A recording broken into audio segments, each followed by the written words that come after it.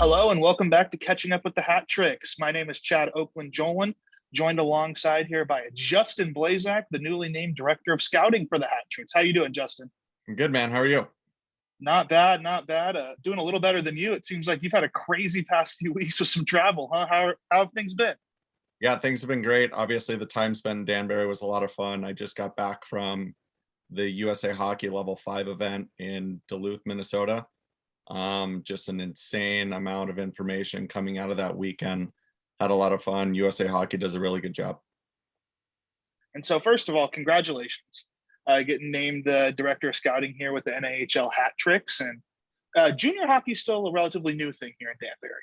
So it's the professional hockey's been here for decades, but can you kind of give us a little bit of what's your day-to-day like? What are you doing on a typical Monday, Tuesday?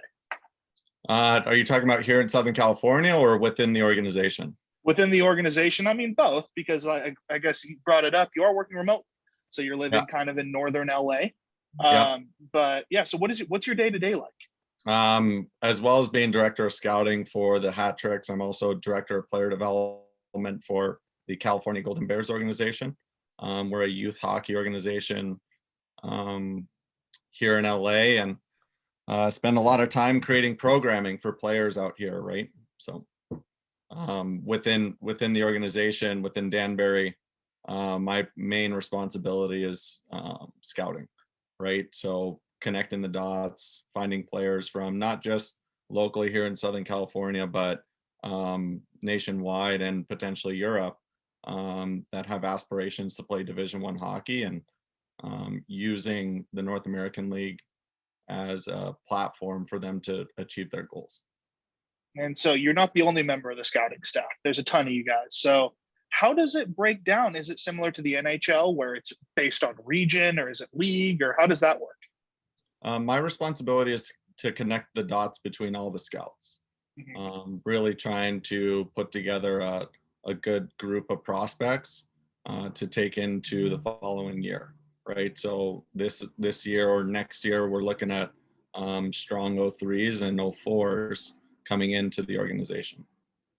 And so the junior hockey, for those of you who don't know, 03-04 refers to birth years. So that's kind of the next crop of players coming up. And so you kind of mentioned it, but you working for the California Golden Bears. What were you doing before that? Like what kind of got you into this line of work, into the scouting, coaching, and all that type of stuff? Yeah, so I've been a player. I grew up as a player. I retired in 2018. I played 4 years of minor pro hockey in North America and in Europe. I actually played minor pro hockey in Danbury, Connecticut. So there's a little bit of a connection there. The moment that I made the decision to retire, 3 days later, I was on a flight to Beijing, China. Spent 10 days there working with the California Golden Bears organization in an international tournament.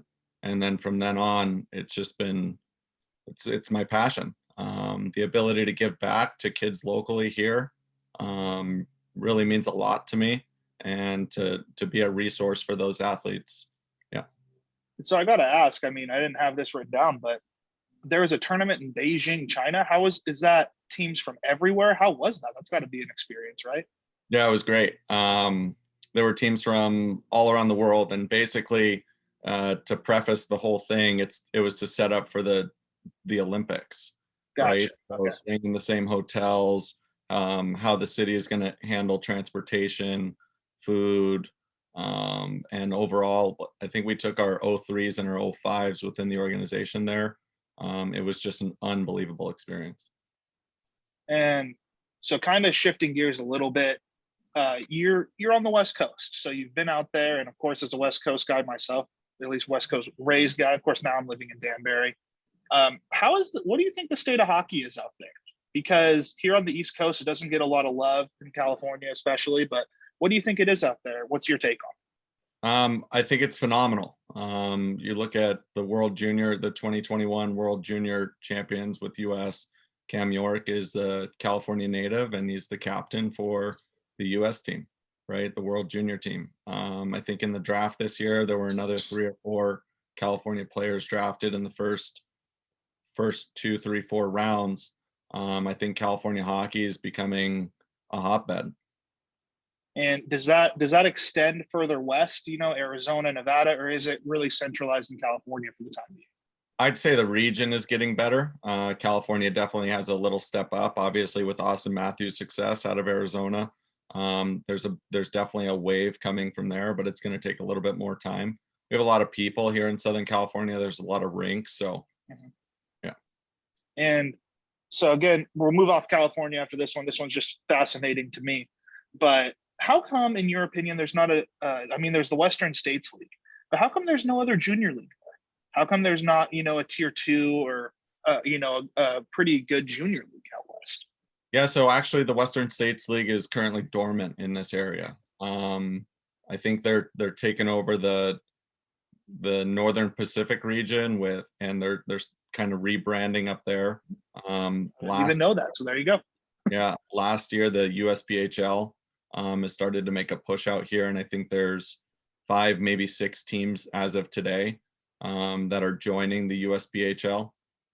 So junior hockey is starting to make a push. I think the biggest push in recent years has been what the AHL has done, coming out west and having all the NHL teams associated with the AHL teams and having access to those players pretty close, instead of, let's just use the LA Kings for example.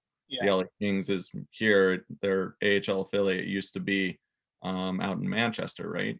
And then it just takes so long for those players to get to and from in case of an injury or a call up or something. So I think the AHL has done a good job making its push west.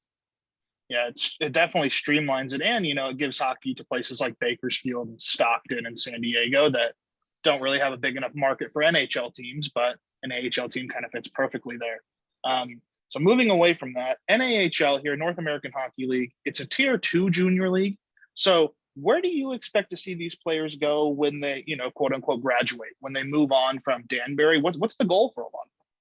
Yeah, so I think a lot of these players are looking to go NCAA, whether that's Division 1 or Division 3. That's going to be completely up to them and their work ethic.